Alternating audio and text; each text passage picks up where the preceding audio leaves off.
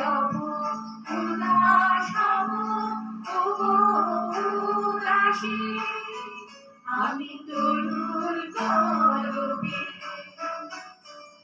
বসন্ত নিজেকে উদাস বললেও সে কিন্তু দুঃখের ঊর্ধ্বে নয়। যখন সে বলে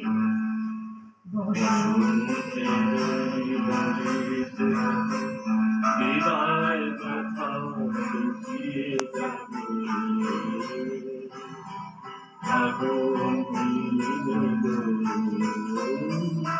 আগুন ভরা হাসি এসেছি আমি পথ ভরা